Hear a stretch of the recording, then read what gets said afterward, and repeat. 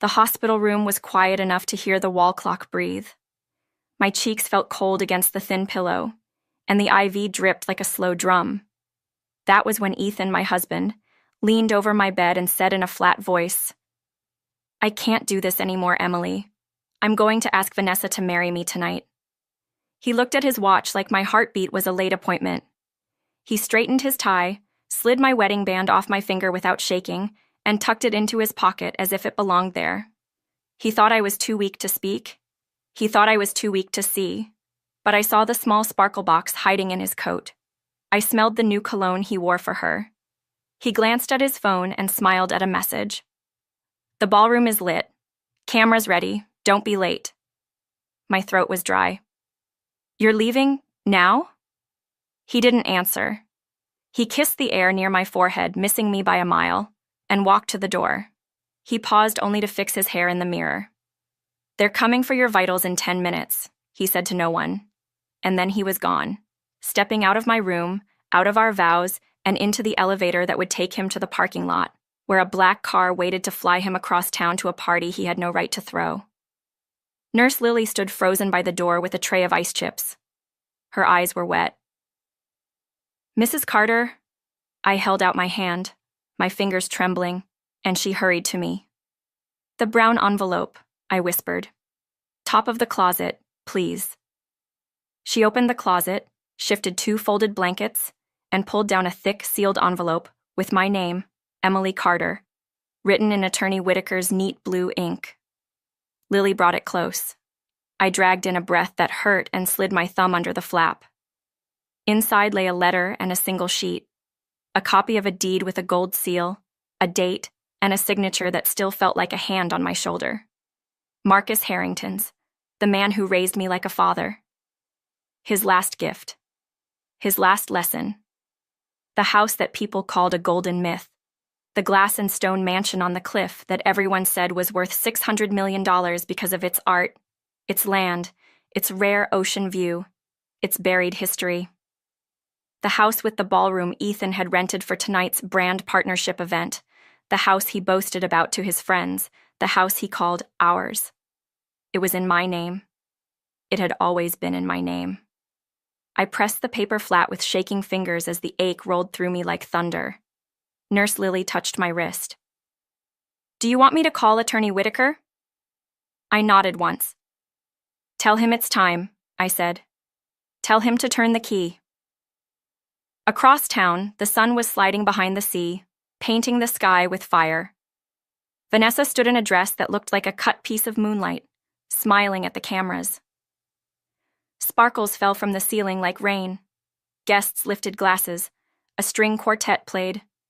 And just as Ethan walked onto the red carpet spread across the Harrington ballroom, my ballroom, just as the live stream clicked past 50,000 viewers and the jewelers held out a ring that could buy a city block, the mansion gates groaned. The security system woke like a lion. The lights dimmed to a warning red.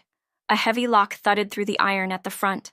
The sound rolled through the courtyard, into the ballroom, into every phone, into Ethan's smiling face, and wiped it clean. A deep, simple voice came over the speakers. "Property control transfer complete." Vanessa's smile cracked. "What is this?" Ethan's eyes darted toward the front doors as they slid closed. His phone vibrated in his hand. He looked down, and the screen flashed one line from Attorney Whitaker's office. "Per Mrs. Emily Carter's instructions, access protocols have changed." The quartet fell silent. The cameras stuttered. The live stream chat exploded with question marks. In my hospital bed, I gripped the blanket as Nurse Lily squeezed my hand. I didn't gloat. I didn't laugh. Kindness is a slow river. It doesn't splash even when the bridge breaks. "I don't want anyone hurt," I told her, and she nodded and relayed my words to the lawyer over the speakerphone.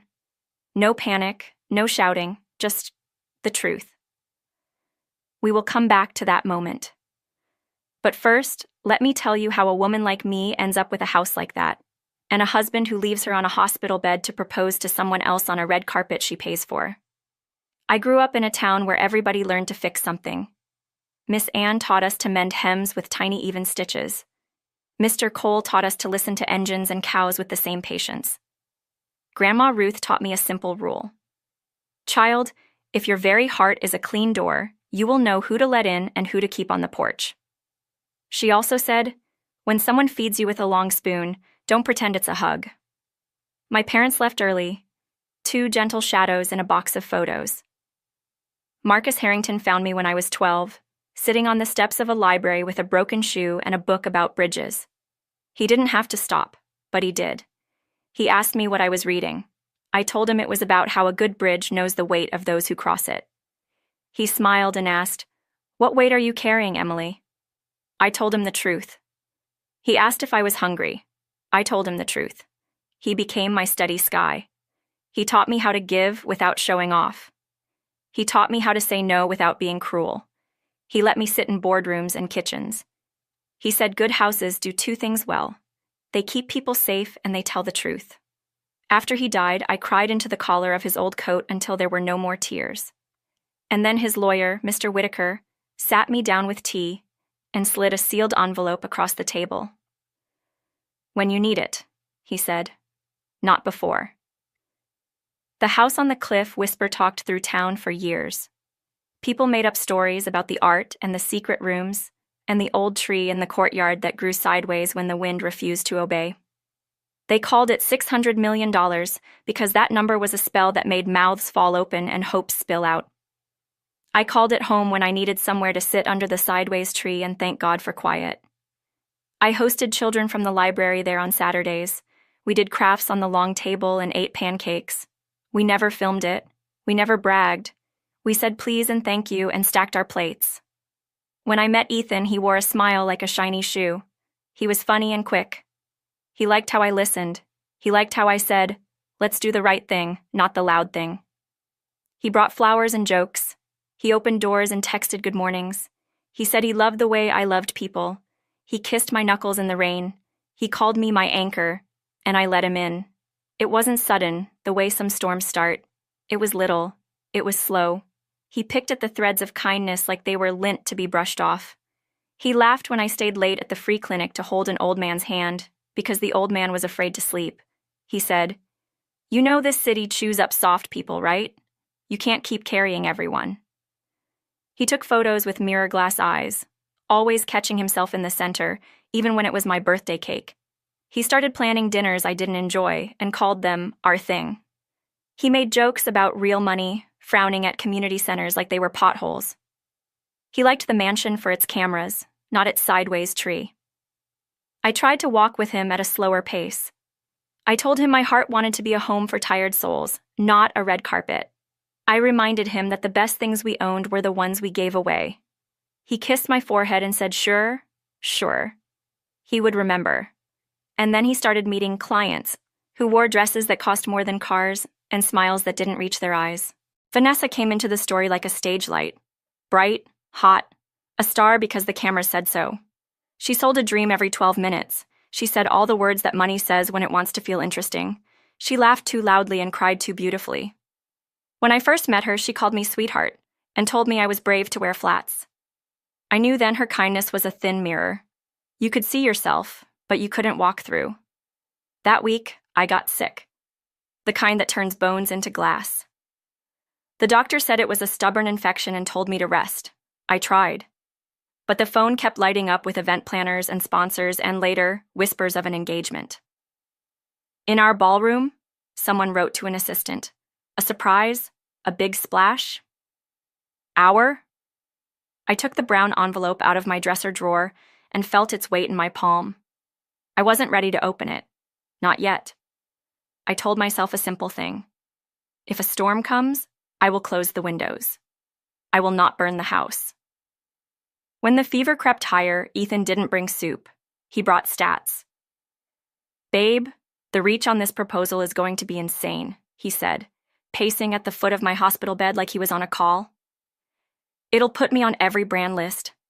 And with Vanessa's network, we're talking 7 figures on the table by Q4. He stopped, saw my face, and softened his tone by a thread. "Rest, okay? I'll be back before visiting hours end." He was not back before visiting hours ended. Nurse Lily, who wore her hair in a little bun and her heart on her sleeve, brought me ice chips and soft words. She told me a story about her son spelling bee and made me laugh so hard I cried.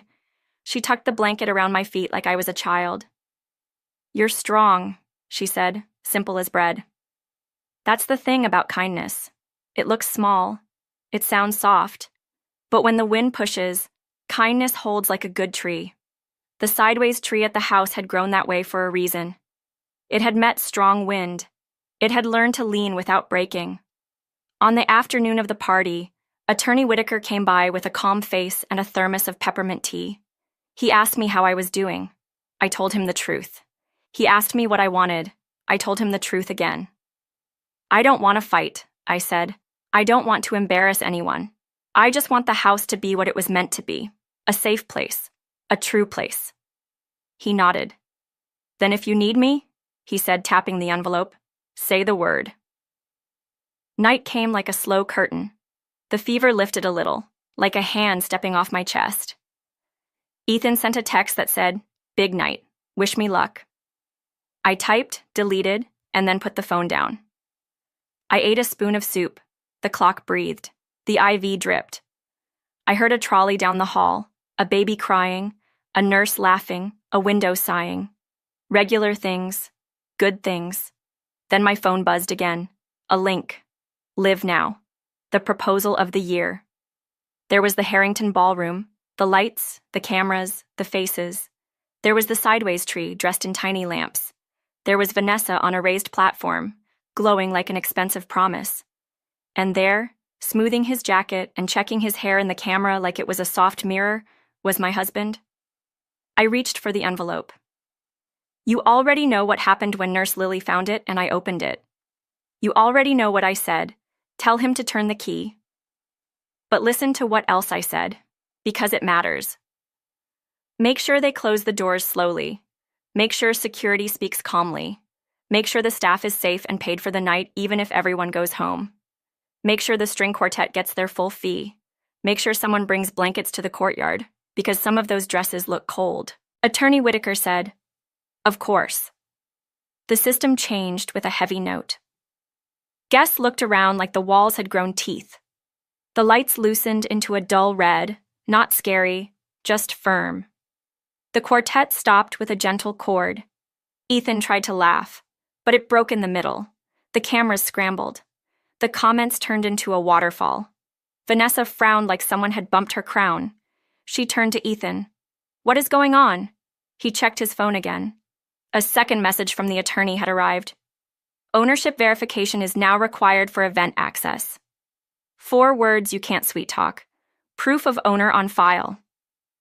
One of the security managers stepped forward, his voice kind, schoolteacher steady. "Ladies and gentlemen, there's been a change in tonight's access permissions," he announced. "Please remain calm. We'll guide you to the courtyard for refreshments while we sort this out." Ethan clenched his teeth. "I rented this place." The manager raised a palm. "Yes, sir. But our system needs verification from the titled owner now. We've just been updated."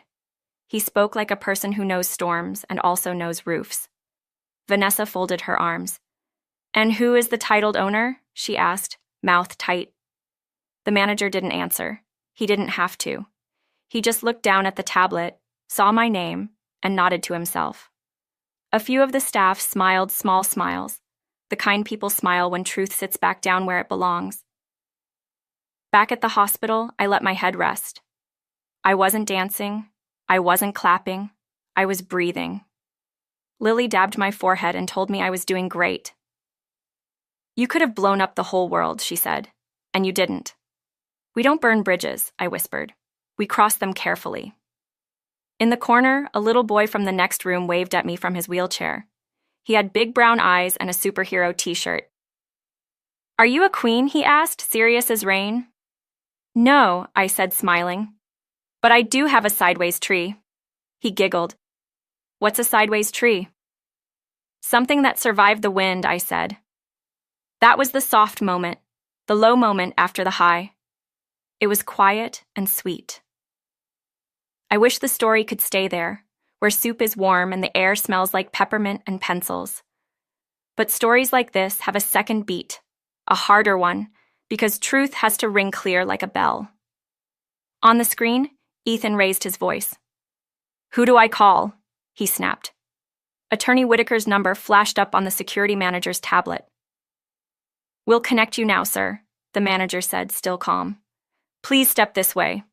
Vanessa grabbed Ethan's arm. "Fix it," she hissed, still smiling for the nearest camera because some people think smiles are locks that hide everything. He tried to pull his arm back, but she held fast. In my room, the phone rang. It was Whitaker. "They would like to speak with you," he said. I closed my eyes. I remembered Grandma Ruth. Keep your words short enough to walk them back home. "Put me on speaker," I said. "We will save that call for later." Because at that exact second, the storm decided to show its face. A camera operator tripped on a loose cable and knocked his rig into a tower of lights. The tower tilted like a giant tooth. Gasps shot through the room. A guard leaped, caught the metal, and held it, but the cables jerked and the whole stage shuddered. "Everyone, out to the courtyard now, please," the security manager said, his calm voice now iron. People moved, and the red doors slid wider to guide them. But then the wind off the cliff pushed, hard and sudden, as if the ocean itself had opinions. A gust tore across the courtyard, lifting napkins, rattling glass, tossing loose decorations like sharp leaves. The sideways tree bent like it always had, brave and beautiful.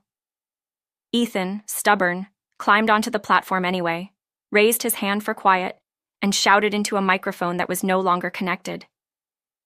"Vanessa, wait!" He got down on one knee in the dark red light, ring box in hand, wind in his hair, cameras scrambling, guests whispering, managers shouting, the whole house holding its breath. And that was when the iron gates of the $600 million house swung together with a sound like a final note.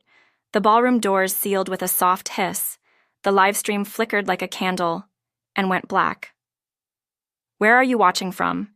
If you're hooked and want more, tap like, subscribe, and drop your city in the comments so I can shout you out in the next episode. The red light washed over the ballroom like sunset. The live stream died, the music stopped, and the iron gates of the mansion finished closing with a soft, sure click. Guests stood still with their phones raised, surprised that a house could speak louder than a microphone. The sideways tree outside bent and held its ground, leaves shaking like hands. Ethan stayed on one knee, ring box open to a camera that was no longer live. His mouth moved, but the sound system had shut down. Vanessa lowered her chin and smiled at the nearest lens out of habit, then remembered the lens was blind. She stood very straight, the silver dress catching the last of the light, and whispered through her teeth, "Fix this." The security manager, Mr. Dawson, a calm man with gentle eyes, lifted both hands. "Everyone, please follow the lighted paths to the courtyard," he said, his voice firm but kind. "There are blankets and hot drinks. We'll make sure you are safe and warm. Staff, please guide each table." Waiters in black moved like a small army of kindness, passing shawls, guiding heels away from cables, whispering, "This way, please." The string quartet set their instruments down carefully and began helping older guests. No one was shoved. No one was scolded. The house did what a good house should do. It kept people safe, and it told the truth without shouting. The ring slipped out of its box as Ethan rose, bounced once on the platform, and rolled toward the edge. He lunged and caught it at the last second. For a moment, he looked like a boy who had almost dropped his lunch money in a drain. He straightened and jammed the ring back into his pocket, face pale. Mr. Dawson stepped closer. "Sir, the titled owner has adjusted access," he said. "We can connect you to the owner's attorney now, if you'd like to resolve this." "The owner?" Vanessa asked, widening her eyes for the people still filming with dead cameras. "You mean him?" She pointed at Ethan, and a few of her friends nodded with eager faces. Mr. Dawson glanced at his tablet, at the line in bold letters, "Emily Carter."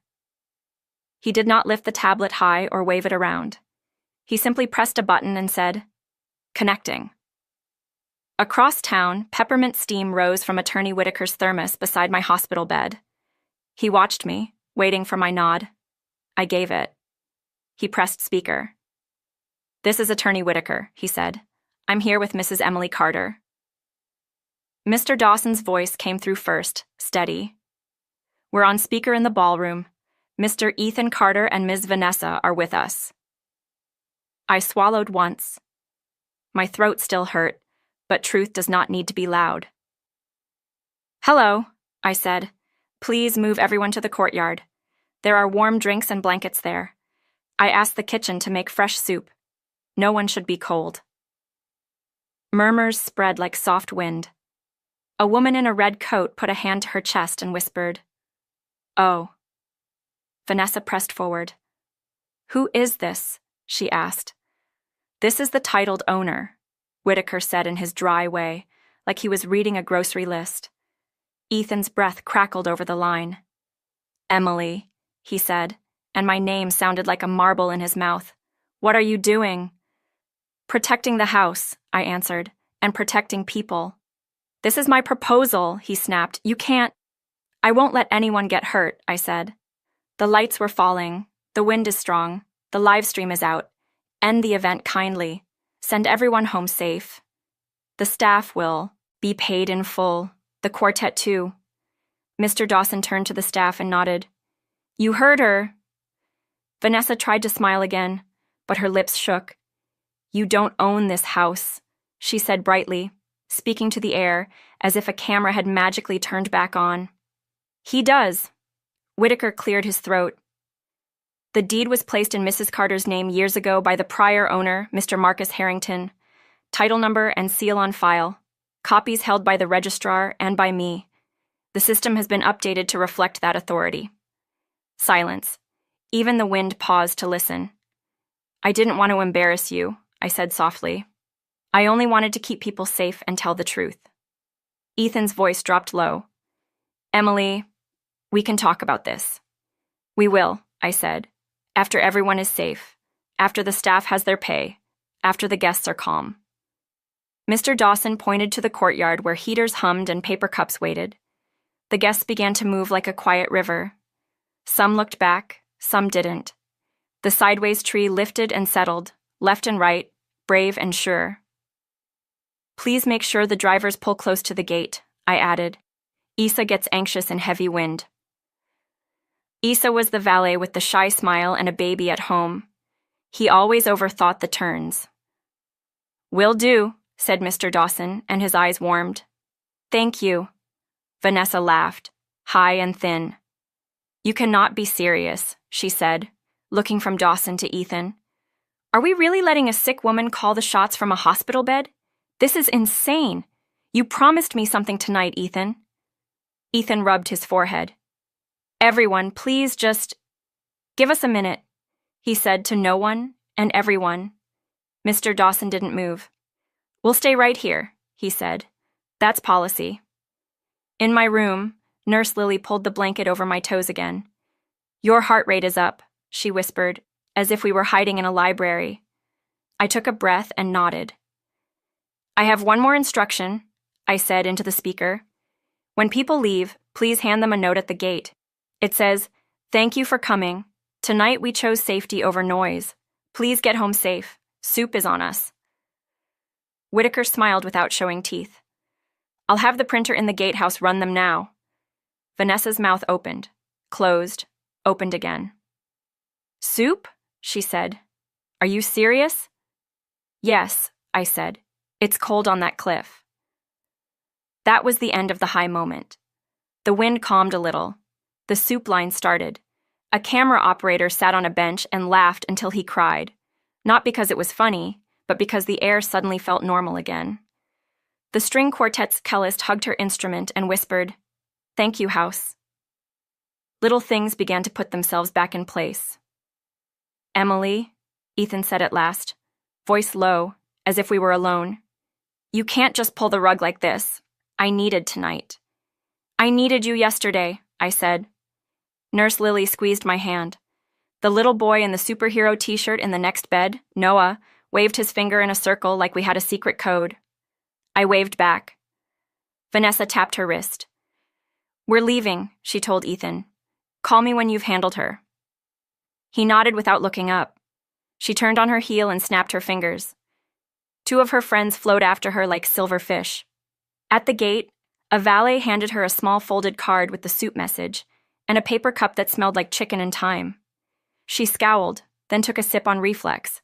Her eyes widened. "This is good," she muttered, as if the soup had no right to be delicious. Back in my room, Whitaker ended the call and set the phone on the rolling table.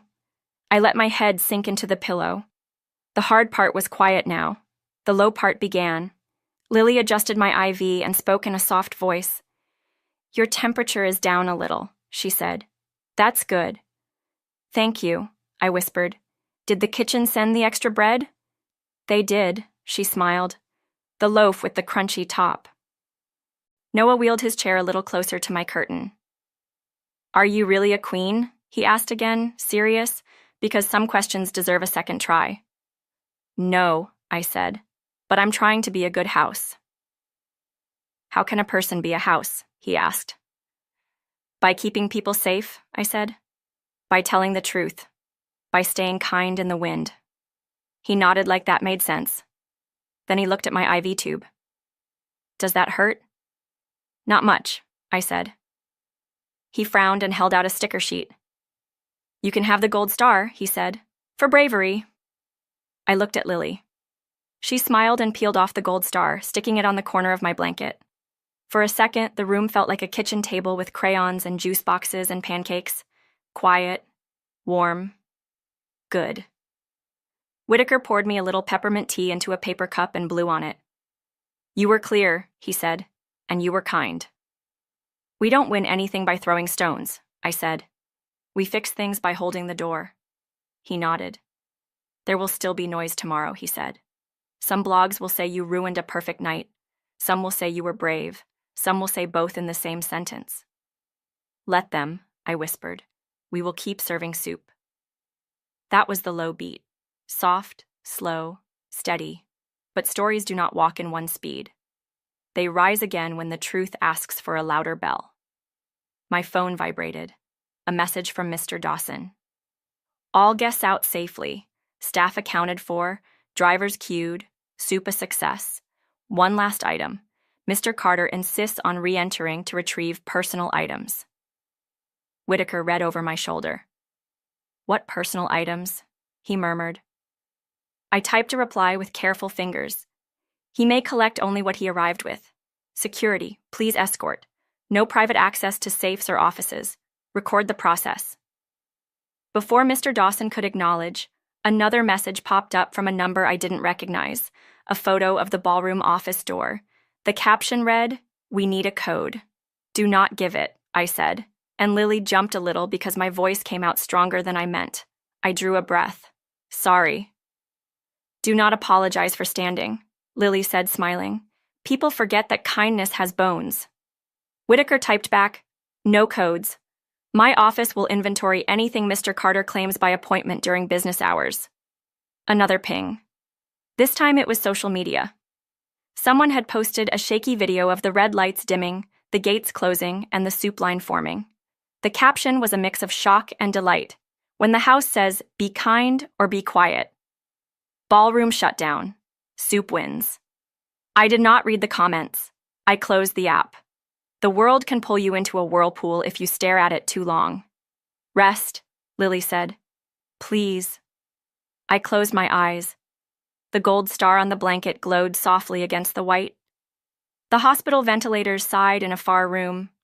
A nurse laughed down the hall. Noah hummed something that sounded like a game show theme.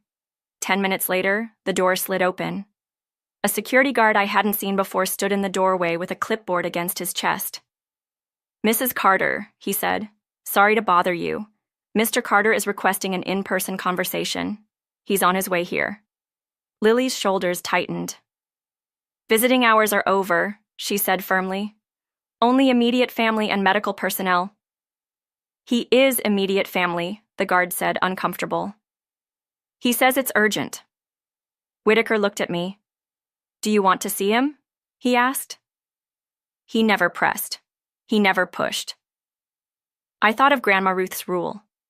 Keep your words short enough to walk them back home. I also thought of the sideways tree, and the wind, and the ring rolling toward the edge. "Yes," I said. but not alone. Lily nodded. I will stay, she said. Me too, Noah said from his chair, then blinked. If that's okay. I smiled at him. You're the bravest superhero I know, I said. But this one is for grown-ups. We will play I Spy later. He saluted and rolled back behind his curtain, eyes still peeking around the edge. Whitaker stood and moved his chair closer to the bed. He was not large. He did not look like a wall. But when he stood near, the room felt suddenly taller and safer, like someone had set a good door in a crooked frame. 5 minutes passed. Then the sound came, clear and ugly. The high beam of a phone recording tone, too loud for a hospital. A second tone chimed, then a third, then the slippery laugh of a person trying to make a show out of a hallway. The door opened again.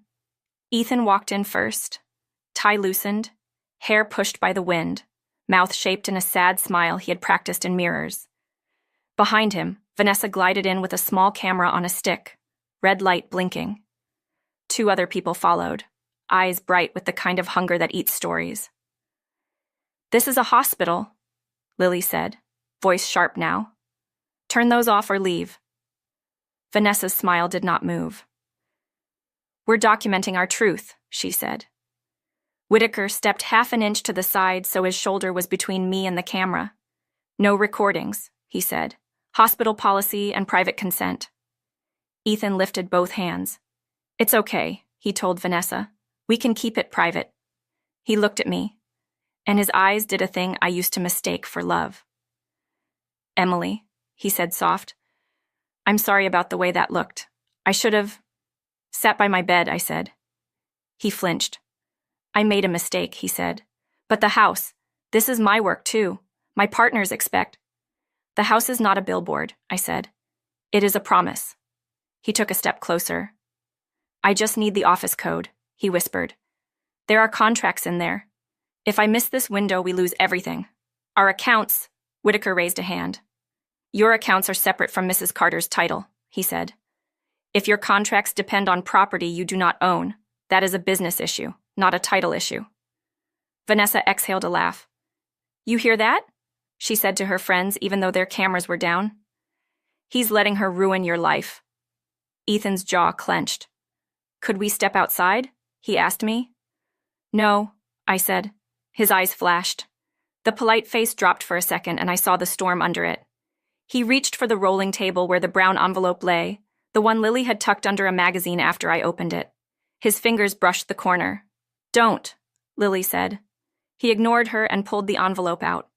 The deed copy slid halfway into view, gold seal catching the overhead light. Vanessa moved like a hawk, fast and sure. She snatched the paper and swung back toward the door, dress flaring. Give that back, Whitaker said, calm as ever but louder now. It's just a copy, she sang, but her voice shook. Lily hit the call button. The red light above my door blinked. Down the hall, a pair of security officers turned. Ethan lunged toward Vanessa to grab the paper, not to save me, not to be noble, but because paper is power to people who don't know what power really is. They tugged for a heartbeat. The deed slipped from her fingers and sailed in the air like a small, bright bird. It landed in my lap. All at once, 3 things happened. The heart monitor beside my bed began to beep fast and high. One of Vanessa's friends lifted his phone again, breaking the rule with a greedy grin. And Ethan, sudden and wild, reached not for the paper, but for the IV line in my arm, as if by pulling it he could pull the whole night back and make it his. Stop! Lily shouted, diving forward. The IV yanked, pain shot white-hot through my arm. The monitor screamed, the door flew open as security surged in, and that is where we will hold our breath. The heart monitor screamed as the IV line tore halfway out of my arm. A hot sting shot through my veins and the room tilted. Nurse Lily lunged across the bed, pressing Ethan's wrist down hard. Are you out of your mind? She shouted, her voice sharper than I'd ever heard it. Security burst through the door, 2 officers in navy uniforms, eyes wide and steady. Hands off the patient, one barked. They grabbed Ethan by the shoulders and yanked him back. The other officer stepped between me and Vanessa, who still clutched her camera stick, recording every second like it was her ticket to glory. The copy of the deed lay on my lap, edges crumpled but safe. I pressed my palm against it, weak but firm, while Lily reattached the IV with practiced speed. My arm burned, but I held still. "Mrs. Carter, are you stable?" one officer asked. "She's fine if you don't kill her," Lily snapped, glaring at Ethan. Ethan twisted in the officer's grip. His face wasn't sad anymore. It was desperate. His tie hung loose, his hair messy, his eyes wild. "Emily, listen. I didn't mean—" "You meant every bit of it," I said softly, though my voice trembled. "You left me here to chase applause." The words landed heavier than any hand. He stopped fighting for a moment, just stared. Vanessa rolled her eyes. "Oh, please, don't be so dramatic. It was a party, not a crime." Whitaker stepped closer to her, his tone cool as stone. "Attempting to remove legal property, trespassing with recording devices, and endangering a patient are crimes. Shall I call them out by number?" The officers exchanged looks. "Ma'am, we'll need that paper," one said to Vanessa. She hugged the camera closer instead, like it was armor. "Do you know who I am?" she demanded. "Yes," the officer said evenly. "And do you know where you are?" "A hospital." "Turn that device off, or we'll turn it off for you." Reluctantly, she lowered the stick. One of her friends hissed, "This is bad PR." "You think?" she snapped. The other officer glanced at Whitaker. "Sir, what do you want done?" Whitaker looked at me. He never answered for me. I thought of Marcus Harrington's lessons. A house tells the truth, but it does not shout. I took a slow breath. "Escort them out," I said. Gently. No shouting, no harm, just out. The officers nodded. "Yes, ma'am." They began guiding Ethan and Vanessa toward the hall. Ethan struggled once, then sagged. Vanessa muttered curses under her breath, but her heels clicked obediently. As they reached the door, Ethan turned his head. His voice cracked. "Emily, please, don't shut me out." I didn't answer. Some doors closed themselves. The officers led them away, their footsteps fading. The room was quiet except for the steady beep of the heart monitor. Lily sighed and pressed a cool cloth to my forehead. "You scared me," she whispered. "You scared me first," I tried to joke, but my voice shook too much. Noah peeked from behind his curtain, eyes huge. "That man was bad," he said solemnly. "But you were brave again. You get 2 gold stars." Whitaker chuckled softly and handed me another sticker from Noah's sheet. Lily pressed it next to the first. My blanket shone like a metal board.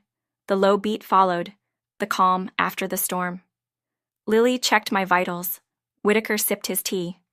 Noah told a story about his favorite superhero. The air softened, the kind that lets you breathe again. But peace never stays long when truth is still unsettled. An officer returned, hat in hand. "Mrs. Carter," he said carefully, "Mr. Carter is refusing to leave the hospital grounds. He says he has proof the mansion belongs to him, and that you forged documents." Whitaker stiffened. "That's a serious accusation," he said. The officer nodded. "He's calling a reporter to meet him at the entrance right now." Lily gasped. "Oh no." I held the deed copy tighter, the gold seal gleaming under the fluorescent light. My chest rose and fell, heavy but steady. "Then," I whispered, "we must tell the whole story before he twists it." Whitaker's eyes narrowed. "Are you ready for that, Emily? Once this goes public, there's no turning back." I looked at Noah, who raised his fist like a tiny cheer. I looked at Lily, whose hand was still firm on mine. I thought of the sideways tree, bending without breaking. "Yes," I said. "It's time." And just as I spoke, my phone buzzed on the tray. A notification lit the screen. "Breaking. Billionaire's proposal night ends in mansion scandal. Wife speaks out." The story had already leaked. The headline on my phone glowed like fire in the dark. "Billionaire's proposal night ends in mansion scandal. Wife speaks out?" My hand trembled as I held it, and the heart monitor picked up speed again. The world had already caught wind of the truth, but not the whole truth. Half-truths spread like sparks. They burned fastest and wildest. Lily leaned over, her face pale. "Emily, don't read the comments," she warned. "They'll chew you up."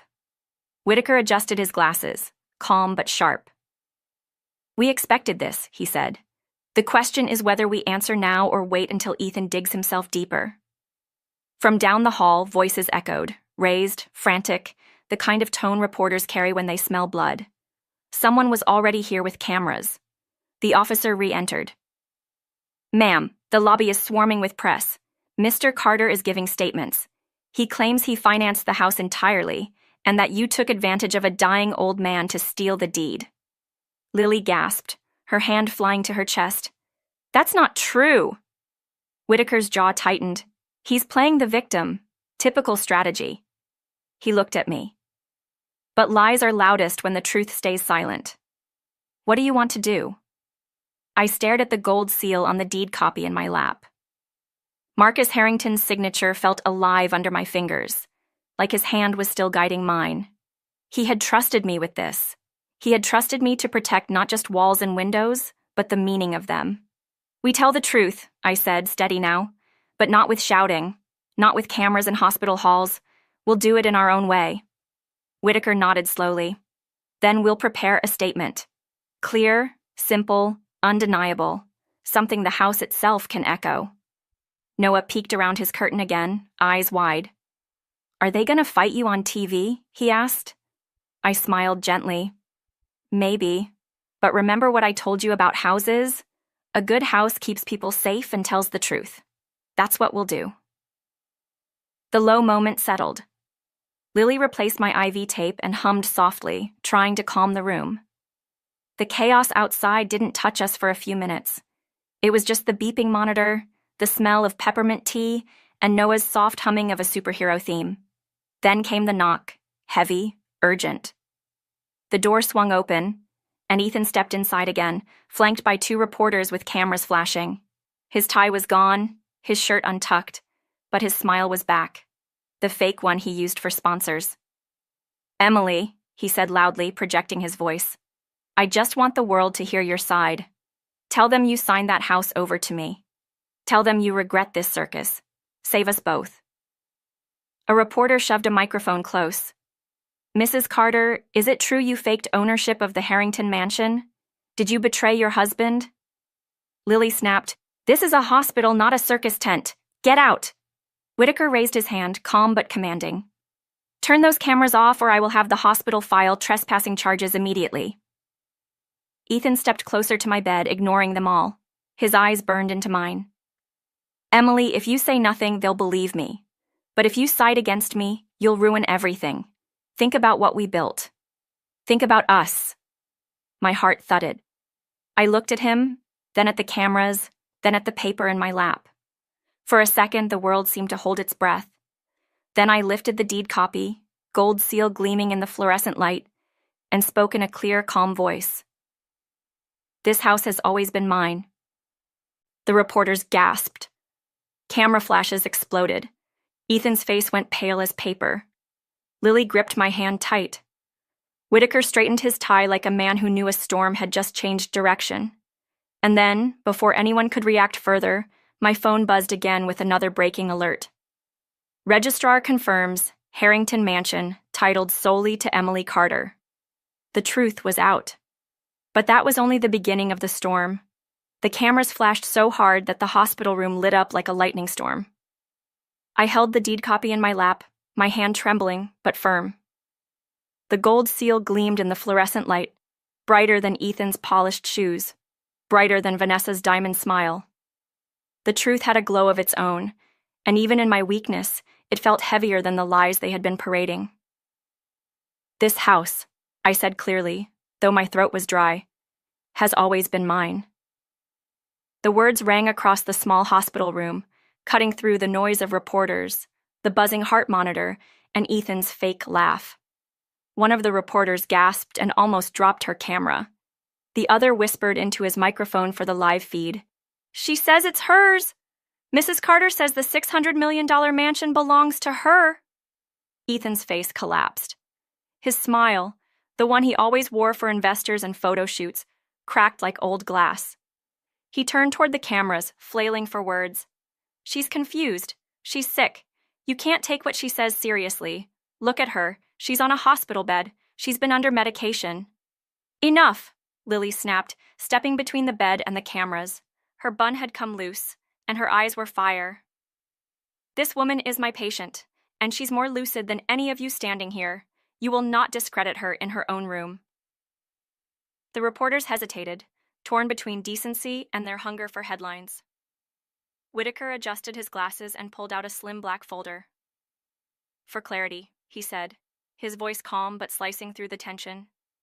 This is a notarized copy of the title deed, witnessed and sealed by the registrar. Emily Carter is the sole legal owner of the Harrington Mansion. Any claims to the contrary are false and defamatory. He handed the folder to one of the reporters, who flipped through it, her eyes widening. This looks legitimate, she murmured, forgetting for a moment to keep her voice neutral. The other reporter zoomed in on Ethan's face. Mr. Carter, he said, care to respond? Your wife's attorney has just presented legal proof that the mansion belongs to her, not you. Ethan's skin flushed red. This is a setup, he barked. That house is mine. I've invested millions into it. She's just a figurehead, a name on paper. I built the life in that mansion. I hosted the events. You abandoned me in a hospital bed to propose to another woman inside it. I cut in softly. His mouth snapped shut. The silence that followed was deafening. Even the heart monitor seemed to pause, its steady beep stretching into a long, heavy moment. One of the reporters swallowed hard. Is that true? She asked. Mr. Carter, did you leave your wife in the hospital to propose to your mistress? The word mistress landed like a stone in the room.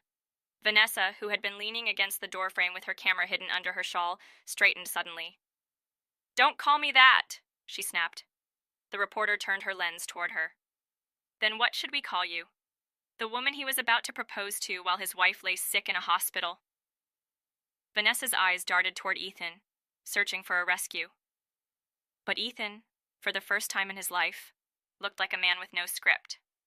His mouth opened, closed, then opened again with no sound. The cameras caught it all.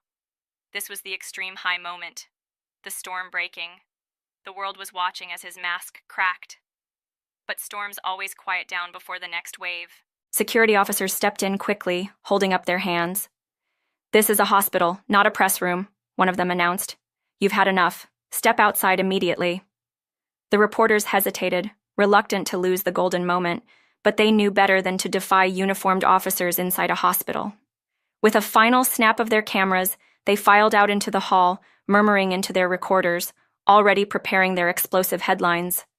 Vanessa hissed at Ethan under her breath. You let her humiliate you, on camera. She turned on her heels and stormed out, her heels clattering like gunshots down the hall. Ethan, left behind, looked smaller than I had ever seen him. His tie hung limp around his neck, his shirt wrinkled, his face pale with sweat. He sat down heavily in the chair near the bed, running a trembling hand through his hair. Emily, he whispered, you've destroyed me. I stared at him, my chest rising and falling with the steady rhythm of the heart monitor. You destroyed yourself the moment you traded kindness for cameras, I said. The house was always a truth you couldn't handle. For a few moments, silence fell. Lily checked my IV, her hand steady again. Whitaker sat down in the corner, writing notes in his calm, precise way. Noah peeked his head out from behind his curtain, eyes full of curiosity, but stayed quiet. The low moment had arrived. Calm. Almost too calm. Ethan leaned forward, his elbows on his knees. His voice dropped to a whisper meant only for me. Emily, please, I was wrong. I was stupid. But we can fix this. We can spin the story. You can say it was a misunderstanding, that you were too sick to remember things clearly. If we work together, we can still save face. I closed my eyes for a moment, listening to the hum of the machines, the steady breathing of the room. When I opened them again, I looked directly at him. Why would I save a face that has never shown me the truth? His jaw clenched. Because if you don't, I'll have nothing left. He wasn't talking about me. He wasn't talking about us. He was talking about money, status, vanity. I turned my face away. Then you already have nothing. That was when the storm rolled in again, without warning. The door to my room burst open so hard it rattled against the wall. A young nurse stumbled inside, her face white with fear. "Mr. Whitaker," she gasped, "you need to see this." Whitaker stood immediately, his notepad forgotten. "What is it?" "The news," she stammered. "It's everywhere. The live feeds, the social media channels. They're saying Ethan tried to rip your IV out. Someone caught it on video." Lily's hand flew to her mouth. "Oh no." The nurse held up her tablet. On the screen was a grainy clip, filmed by one of Vanessa's friends before security shut them down. It showed Ethan lunging toward my bed, his hand grabbing my IV line, the heart monitor beeping wildly, Lily shouting, and security rushing in. The caption underneath read, "Shocking. Husband attacks wife in hospital amid 600 Mauer mansion scandal." The clip had already been shared thousands of times. The comments were brutal. "Monster. She almost died and he goes for her IV? Jail him now. Protect Emily Carter at all costs." Ethan's face drained of color. "No," he whispered. "No, no, no. This isn't happening. They twisted it. I was trying to..." But his excuses drowned under the sound of his own voice in the video, clear as day, shouting, "Give me that envelope!" as his hand yanked at my IV. Security officers entered behind the nurse, their expressions grim. "Mr. Carter," one said, "we've been asked to escort you off hospital grounds immediately. The authorities have also been notified." Ethan's eyes went wide. "The authorities? You can't... This is my wife. This is my life." "This is assault," the officer said coldly, "and it's all on video." Ethan turned to me, his eyes pleading, his face crumpled like a broken mask. "Emily, please, tell them it's not true. Tell them I didn't mean it."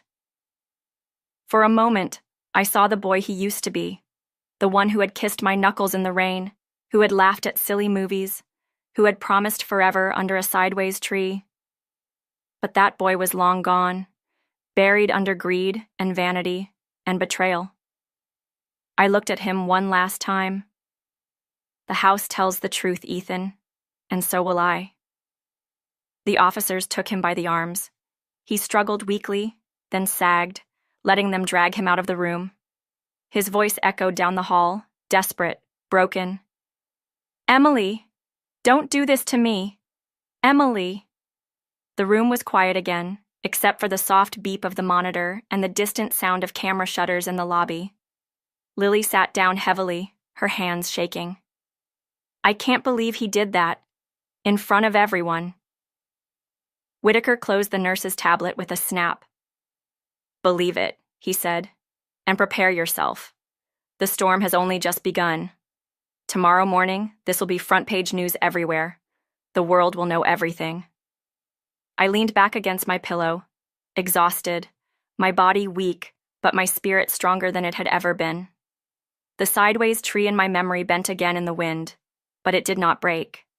But just as I closed my eyes, another vibration shook my phone on the tray. I opened it slowly, expecting another headline. Instead, it was a private message from an unknown number. "Emily, you think the house is your shield, but you don't know the secret buried inside it. You don't know what Marcus never told you. Be careful.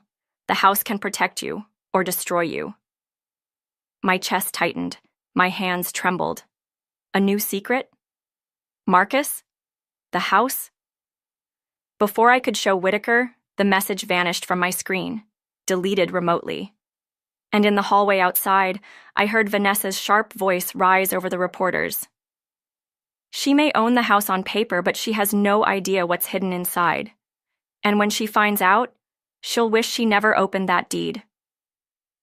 The cliffhanger had sharpened its teeth. The message on my phone burned in my mind. "You don't know what Marcus never told you. Be careful. The house can protect you or destroy you." I read it again, though the words had already vanished from the screen, deleted by whoever sent them. I clutched the blanket tight, my heart beat loud in my ears. Marcus had been the most honest man I ever knew. He taught me that a house tells the truth, that kindness is strength, that paper is only as strong as the hand that signs it. But had he kept a secret? Something so big that strangers now threatened me through shadows? Whitaker noticed my pale face. "Emily?" he asked softly. "What is it?" I opened my mouth to answer, but before the words came, Vanessa's sharp voice carried through the hall again. "She may own the house on paper," she shouted to the reporters gathered outside, "but she has no idea what's hidden inside. Marcus never told her everything. That house has ghosts, and when they wake, she'll regret claiming it." Her laughter rang like broken glass. The cameras caught it all. The officer at my door frowned and stepped into the hallway. "Ma'am, you need to leave the premises now. This is a hospital." But Vanessa knew how to slip through cracks. She blew a kiss to the cameras, adjusted her silver shawl, and said, "Fine. Let her keep the house. Let's see how long before it swallows her." Then she disappeared down the hall, her heels clicking like knives. Inside my room, silence pressed heavy. Noah whispered from his curtain, "Ghosts." His small voice trembled. Do you have ghosts, Miss Emily?" I forced a smile for him. "No, sweetheart. Houses don't have ghosts. They just have stories. And stories don't hurt us unless we let them." But inside, my heart twisted, because I wasn't so sure. The next morning, the storm outside my hospital room was bigger than anything I had imagined. Headlines screamed across every screen. Mansion mistress drama, husband caught attacking wife over $600 estate. Emily Carter, from hospital bed to heroine, the woman who stood tall. Vanessa speaks, mansion has dark secrets that could destroy its owner. Cameras swarmed outside the hospital gates. Reporters shouted questions at anyone who entered or left. Strangers held up signs that read, "We stand with Emily," and "Justice for the true owner." Whitaker sat at the foot of my bed, flipping through a stack of legal papers. "We've already filed for a restraining order against Ethan," he said. "The police are reviewing the assault footage. It won't take long for charges to follow." Lily adjusted my IV and muttered under her breath, "Good. Let him sit in jail and think about what he did." But even as their words comforted me, my thoughts kept circling back to Vanessa's voice. She has no idea what's hidden inside. Could Marcus really have kept something from me? The man who raised me like a daughter, who left me the house as his last gift, who said good houses tell the truth? Whitaker looked up from his papers. "Emily, the registrar has confirmed the title is airtight. No one can challenge your ownership, but ownership isn't the only concern now." "What do you mean?" I asked. He folded his hands. "That house is more than a property. It's a symbol now. The world is watching. Every story, every whisper about it will become a weapon, for or against you. If Vanessa spreads rumors about secrets, people will chase them. The media loves ghosts in golden mansions." "Maybe there are ghosts," Noah whispered from his chair, eyes wide. Lily chuckled and patted his shoulder. "Don't scare yourself, little man." But I saw the look in Whitaker's eyes. He wasn't laughing. By the afternoon, the hospital administration asked me to move to a private wing. The media frenzy outside was causing too much chaos, and fans had even tried sneaking in with flowers and cards. As they wheeled my bed through quieter halls, I caught snippets of whispers from nurses. "They say the ballroom has a locked cellar. Marcus never let anyone into the East Wing. What if the mistress was right?" Whispers spread like fire through dry grass. When I reached the private room, Whitaker sat me down gently. "Emily, I think it's time we talk about Marcus." My heart ached at his name. He was the best man I ever knew. "Yes," Whitaker agreed, "but he was also private. He built that mansion not only as a home but as a vault. A vault for what, I don't know. But I do know this. When he left the deed in your name, he left you more than just walls and windows. He left you responsibility. And responsibility often comes with things hidden deep." I swallowed hard. "Are you saying there really is something in that house I don't know about?" Whitaker hesitated. "I'm saying Marcus never trusted Ethan. He once told me, if Emily finds out the truth, she'll know what to do. But Ethan must never lay hands on it." The room felt colder suddenly, as if the air itself had leaned in to listen. "What truth?" I whispered. Whitaker shook his head. "I don't know. He never told me, but he insisted the house itself would reveal it when the time was right. That night, after the hospital lights dimmed and the halls grew quiet, I dreamed of the sideways tree. Its branches bent low, creaking in the wind. Beneath its roots, I saw something glimmering, metallic, ancient, glowing faintly like buried treasure. I reached for it, but the ground shifted, and the tree whispered, "The wind will tell you." I woke with a start, my heart racing.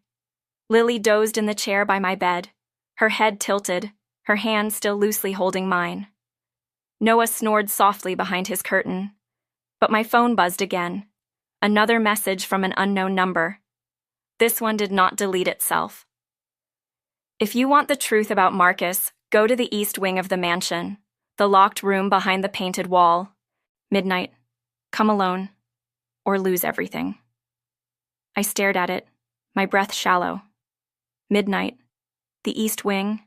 The painted wall. The mansion was calling me.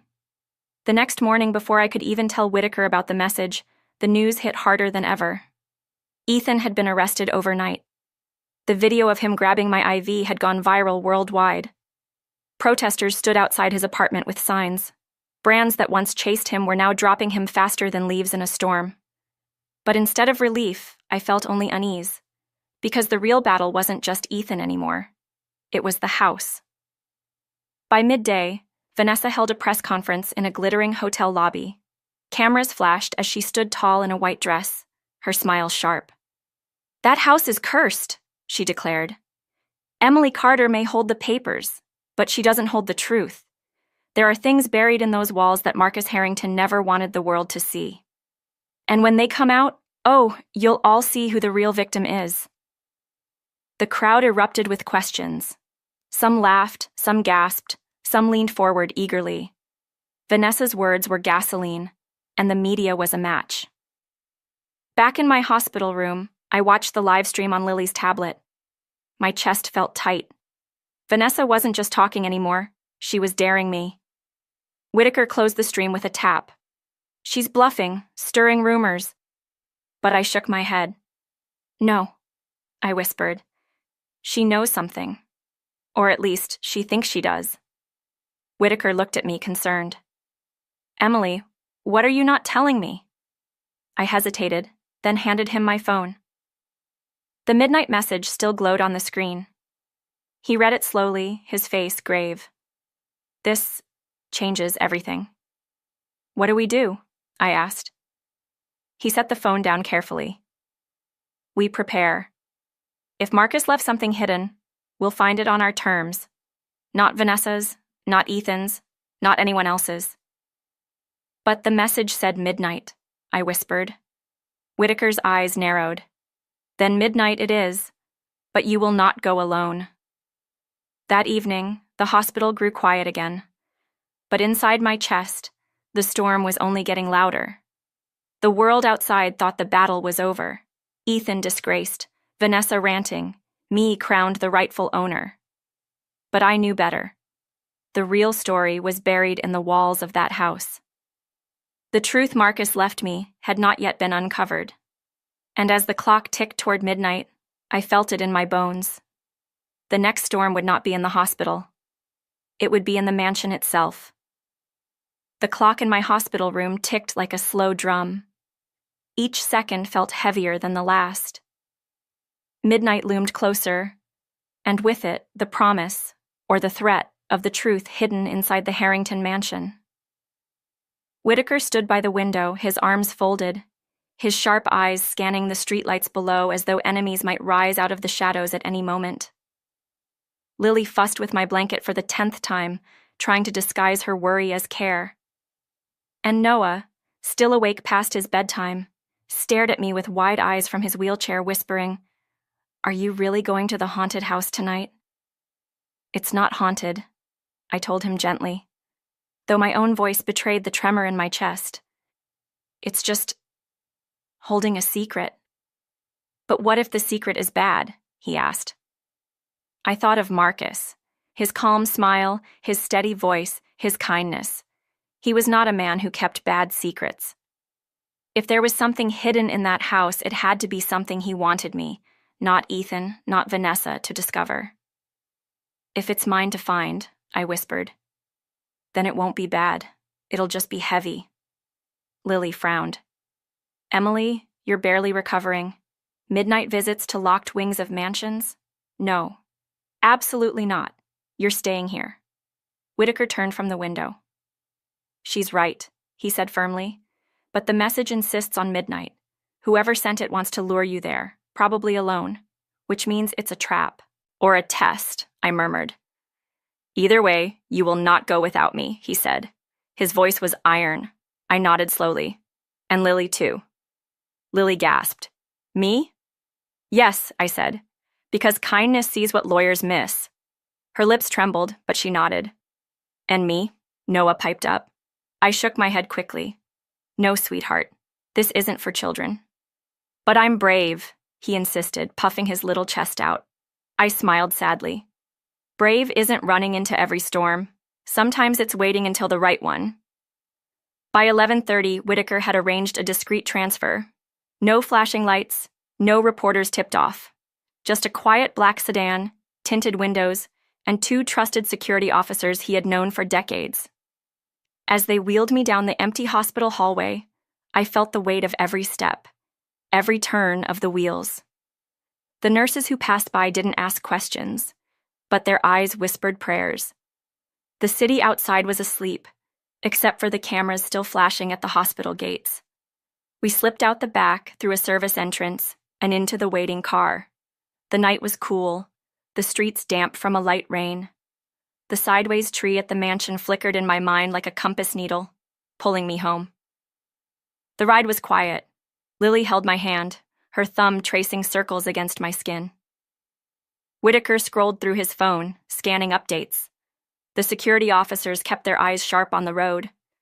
Finally, as the car turned onto the cliff road, I saw it. The Harrington mansion, standing tall and silent against the moonlight. Its glass walls gleamed like a watchful eye. The gates stood open, not wide, but just enough for us to pass. Someone left them that way, Whitaker muttered. Or something, Lily whispered. The car rolled to a stop in the courtyard. The sideways tree bent under the midnight wind, its branches reaching like arms. The mansion doors, usually locked with codes and guards, slid open silently as we approached. Too easy, Whitaker murmured, suspicion in his tone. But I felt no fear, only a pull. Inside, the mansion was quiet. Too quiet. The kind of quiet that pressed against your ears, heavy and expectant. The chandeliers were dimmed to a soft glow, casting long shadows across the marble floor. The portraits on the walls, Marcus's ancestors, painted with eyes that seemed alive, watched us as we passed. The message had been clear. The east wing, the locked room behind the painted wall. We moved carefully, our footsteps echoing. The east wing was the least used part of the mansion, always cordoned off during events. Ethan had once said it was because the rooms were old and unrenovated, not fit for cameras. But Marcus never explained why. At the end of a long corridor, we found it. A wall-sized painting of the sideways tree, rendered in breathtaking detail. The trunk bent gracefully, the branches twisted, the roots crawling into unseen earth.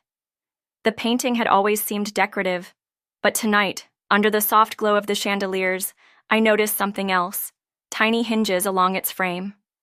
Whitaker stepped forward, running his hand along the edge. It's a door. Lily shivered. Of course it is. The security officer pressed against it, and with a soft creak, the painting swung open to reveal a narrow staircase, spiraling down into the dark. The air that drifted out was cold and smelled faintly of dust and old stone. I tightened my grip on the deed copy in my lap. Marcus wanted me to find this, I whispered. Or Vanessa wanted you to come here, Whitaker warned. Either way, I said, we go.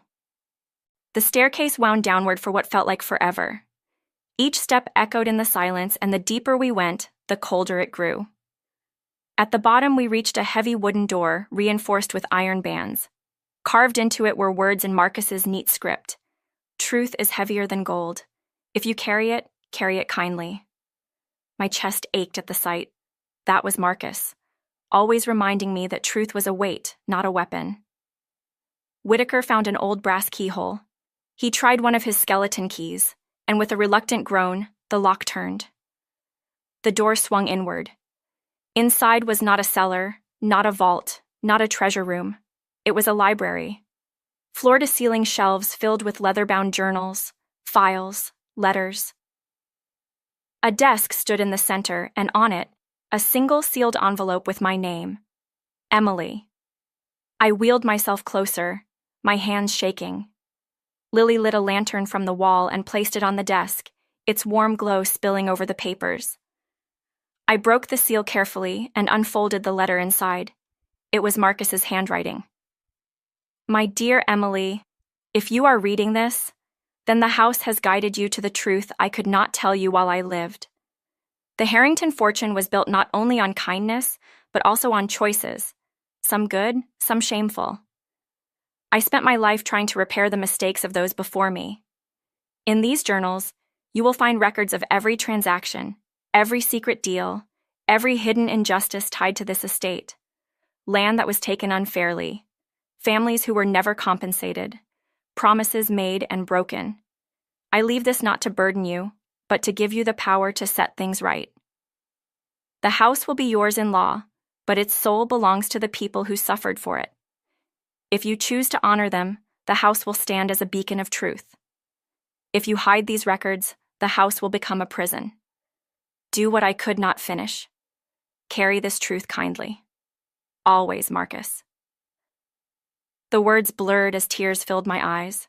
My hands shook as I touched the journals on the shelves, each one heavy with history. Lily covered her mouth. So that's the secret. Not ghosts, not curses, just truth. Whitaker exhaled slowly. This is bigger than I thought. If these records are what Marcus claims, this house isn't just valuable, it's evidence. It could shake half the city. I wiped my tears. Then we'll do what Marcus asked. We'll make it right. But before the weight of that promise could settle, a sudden noise echoed above us. Footsteps. Not the careful ones of Whitaker or the officers. Not the soft ones of Lily. Heavy, hurried footsteps pounding down the staircase.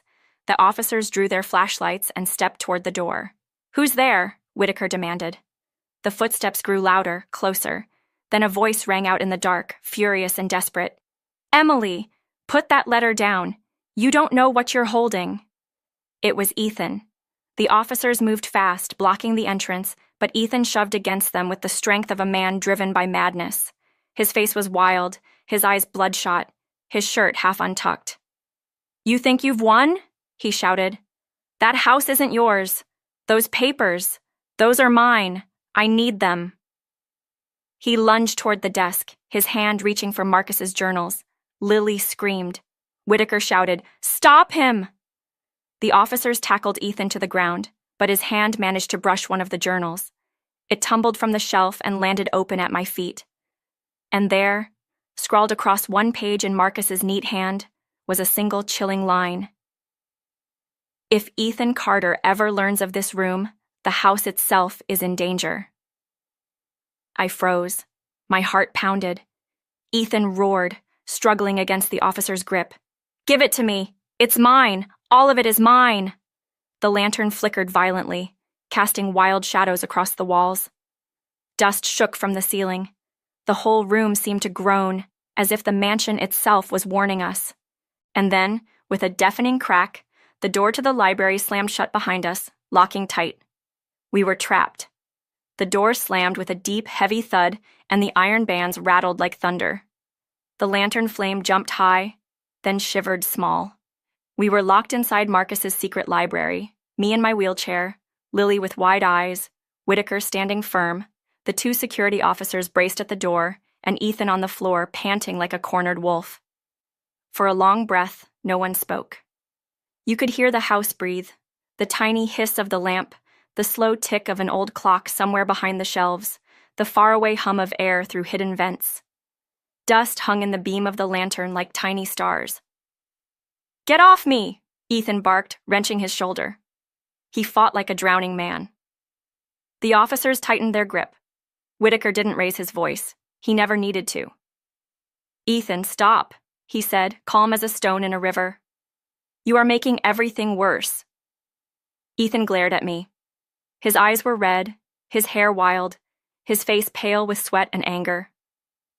"You don't know what you're holding," he snarled. "Those journals, they're not gifts. They are bombs. If this gets out, it will burn my work, my partners, my future. It will burn you too." "We don't keep fires in the dark," I said, my voice small but steady. "We bring them into the light and warm people with them." He laughed, a broken sound that bounced off the books. "Cute words. You think the world will drink soup and clap when they read what's inside? You think brands and mayors and sponsors will hold your hand? The second you open those journals, powerful people will come for you. They will build walls you can't ever climb." I thought of the sideways tree, how it bent and did not break. "If the wind blows hard," I said, "we lean together." The lantern flickered. A soft, low creak rolled through the room, like thick ropes under a ship's deck. The house was listening. Or maybe I was just tired enough to believe it could. Lily pointed toward the carved words on the oak door. "Truth is heavier than gold. If you carry it kindly." "Emily," she whispered, "look at the brass plate below it." There was a small brass square I hadn't noticed in the panic. It had 3 little shapes stamped into it: a circle like the moon, a tree bending to the right, and a book with a ribbon. Beside them were 3 tiny latches, each pointing left. Whitaker leaned in, curious. "A mechanism," he said. "Marcus loved quiet puzzles." I stared at the shapes. A moon, a sideways tree, a book. My eyes moved to the big painting of the sideways tree on the back wall. The branches were tilted just like the little stamp, all leaning to the right as if bowing to the sea wind. Between the roots, the artist had painted a tiny open book that I had always thought was just a leaf. "What if the latches need to match the story?" I murmured. Lily swallowed. "How?" "Turn the first latch to the top for the moon," I said slowly. "Turn the second latch to the right for the tree. Turn the third latch down for the book resting." Whitaker's eyes warmed. "Carry it kindly," he said. "Books rest when we put them down gently." He flicked the first latch up. A soft click answered from somewhere behind the shelves. He turned the second latch right. Another click, closer. He moved the third latch down. Silence held us by the throat for one long heartbeat. Then a hidden bolt thumped inside the wall. The door trembled. The iron bands loosened a hair, as if the room itself had taken a small breath. "Again," I whispered. "Something else is needed." I looked at the desk. Marcus's sealed letter, now open, lay beside the lantern. The deed copy was in my lap. The journals around us felt like a forest waiting to be walked. Then I remembered his sentence. "If you carry it kindly." Carry what? The truth, the deed, the story, the people. "Place the deed on the desk," I said to Lily softly, "like a guest at a table, not a prize." She lifted the paper with 2 careful hands and set it down flat, smoothing the edges like a mother smoothing a child's hair. The lantern's light fell warm across the gold seal. Somewhere inside the door, something slid home. This time, the iron bands loosened enough for our officers to feel it. "It moved," one said, shocked. "It actually moved." Whitaker nodded toward the carving again. "One more thing," he said. Marcus always liked words spoken out loud. I looked at the letters cut into the wood. My throat felt thick. I wheeled forward until my knees touched the desk. "Truth is heavier than gold," I read softly. "If you carry it kindly." The house gave a small, low sigh. The iron bands relaxed fully. The lock rolled like a slow drum inside the wood. The door opened a hand's width, then wider, then wide enough for the security officers to pull it open all the way. Air whooshed in, cool and clean. The lantern flame stood tall. Something warm pricked behind my eyes. Marcus had left a door that asked for kindness in 3 steps. Think, place, speak. Not force, not noise, care. Ethan saw it too. His face didn't soften. It twisted. He made a game for you, he said, voice bitter. A sweet little riddle. How perfect. It's not a game, I said. It's a way.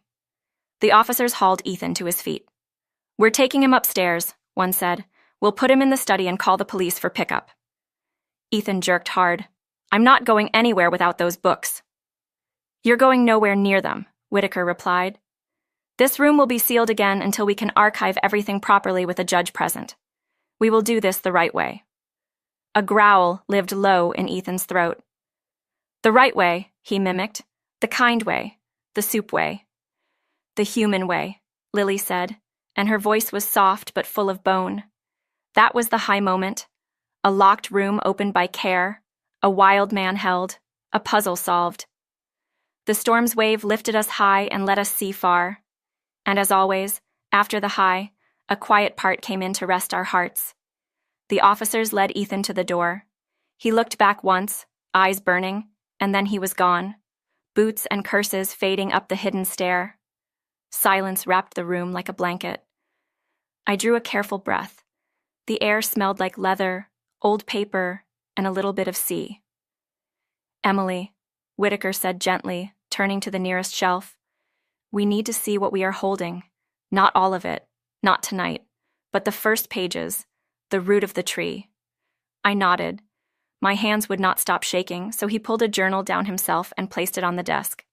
The cover was dark green, worn smooth at the corners.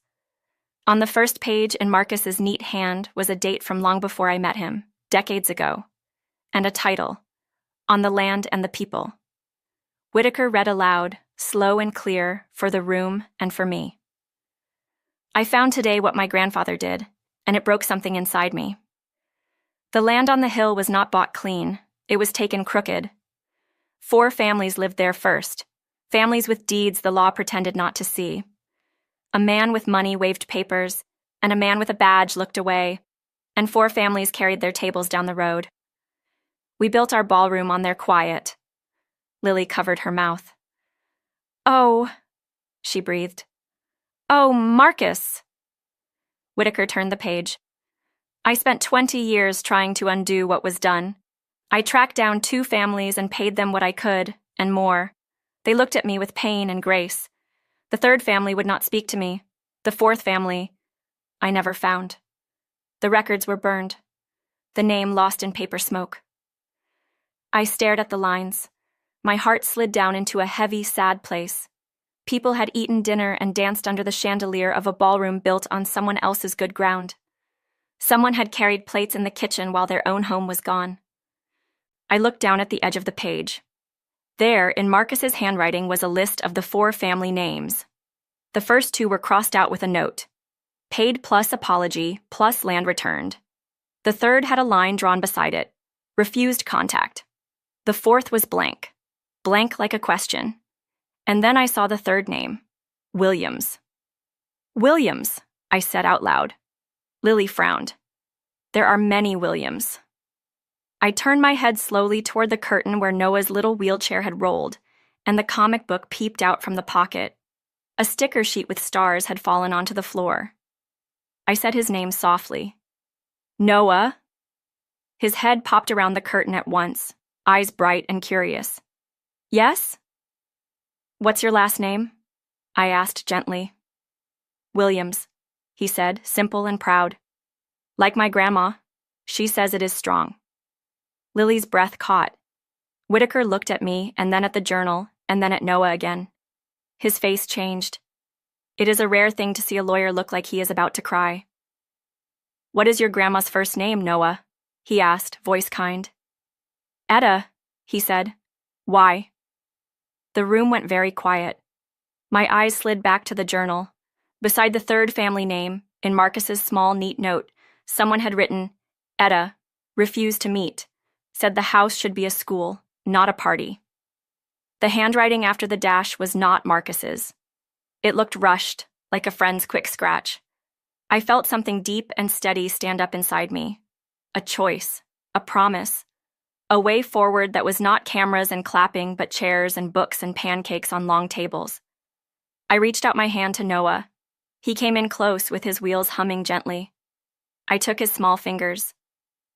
"Noah," I said, "when I leave this hospital, I want you to take me to your grandma. I want to sit with her at her table. I want to say, 'You were right.' And then if she still wants it, we will make that house a school on Saturdays and a library on Sundays. The ballroom can hold books and voices. The kitchens can feed hungry children more than soup. The house can be a place that gives back what it took." His eyes went wide as two moons. "Really?" "Really," I said. "The house is strong. It can hold truth and laughter at the same time." He smiled so big I felt a laugh bubble up inside my tired chest. Lily put a hand over her heart as if she had to keep it from falling out. "This," she whispered, eyes shining. "This is why kindness matters." That was the low part that followed the high. Quiet decisions, warm promises, a plan that tied broken things back together with soft, thick thread. If stories are bridges, that was where we laid planks carefully and checked the rope knots twice. Whitaker turned another page. The journal spoke of men in hats and men in suits, of papers folded wrong and then right, of officers who looked away, and of officers who later came back to apologize in small rooms after their hair had gone gray. It spoke of gifts given with names on them and of gifts given with no names at all. It spoke of a house learning how to tell the truth. He closed the book gently.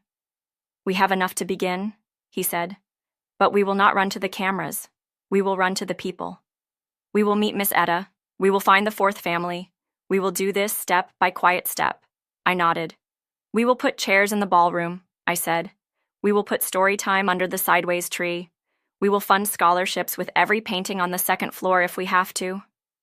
Lily laughed softly through a tear. "You'll make the house a home." "Yes," I said, "a real one." The lantern hummed. The air felt warmer. Even the old books looked brighter in their corners, as if paper could sigh in relief. And that was when the new wave came. Stories do not let you fold your plans in peace. Wind hears vows and tests them. A heavy thud shook the ceiling. Dust sifted down in a slow gray veil. All our heads snapped up. Whitaker's eyes went cold. Upstairs. The officers pulled their radios. Static spit. "Study reports breach," one of the radios crackled. "South corridor, 2 unauthorized, 1 female, 1 male, streaming." "Vanessa," Lily said, her face going white. She came back. The second thud was not heavy. It was delicate and sharp, glass breaking. Then the thin, mean laugh that had followed us for days, Vanessa's laugh. It slid down the stairwell like a cold snake. The officers moved to the door at once. "Stay here," one ordered. "Lock behind us, if anything." But they didn't finish. A red smear of light flashed across the wall, and a tin can dropped through a vent in the corner and popped open with a hiss. Not a bomb, a smoke canister. White fog spilled out fast, cold as winter, thick as milk. "Mask," Whitaker said in a soldier's voice I had never heard. He pulled a folded filter from his jacket and covered my mouth and nose with it. Lily grabbed a cloth, wet it with water from her bottle, and tied it behind my head, hands fast and sure. The smoke spread low across the floor, then rose. The lantern flickered in the white fog like a small lighthouse. From the stairwell came another sound. Feet running. More than one set. A scuffle, a shout, a door slamming. And over it, Vanessa's sugary voice, bright and cruel. "Smile for the live, baby. Let them see the truth the queen is hiding." "Lock it!" Whitaker snapped. Lily pushed the big oak door with all her weight, but the smoke made her cough. The door was heavy, the hinges complained. The lock slid, but not all the way. The smoke thickened again. The lantern guttered, and then steadied. "Emily," Whitaker said, "we need to move." "Move where?" Lily coughed. He pointed to the far wall. "Old houses with old secrets have old exits. Look for air." We rolled to the shelves. I held my hand up to feel for a draft. Cold touched my knuckles near a high shelf where the wood was a hair darker. Whitaker ran his fingers along the seam. "Here," he said. "Help me." He and Lily pulled. The shelf creaked. Wood protested. The smoke curled around our knees. The shelf came a little, then stopped, then came again. Behind it, black. A narrow service passage, just wide enough for my chair if we scraped the paint. "Go," Whitaker said. "Take the journal," I whispered. "The green one, and Marcus's letter." He grabbed both fast and tucked them under his coat. "Done." The shelf came out farther. He slid me forward into the passage. It smelled like old stone and salt. The smoke couldn't come in as fast there. Lily squeezed through sideways with the lantern. Whitaker went last, bracing the shelf with his shoulder until he could reach in and pull it back into place. It didn't close fully, but it was enough to hide us from a quick glance. We moved down the tight passage, wheels rolling slow, knees hitting rough edges, lamplight trembling on old nail heads. The air was cooler. The sound of the house changed. Above us, boots ran again. A voice cursed. Another voice, Ethan's, yelled something to someone. He had slipped his handlers. My stomach dropped like a stone in a well. The passage spit us into a narrow gallery that ran behind the east wing. We stepped out and listened. To the left, stairwell noise. To the right, a calmer air and the faint sound of water tapping glass. "The ocean windows," I said. "The cliffside." "This way," Whitaker said. We went right. The gallery opened into a small overlook above the ballroom, where the high windows looked out over the night sea. The moon hung low like a pale eye. The sideways tree's shadow stretched long across the courtyard. The ballroom below was empty of people now, but the mess of last night still whispered.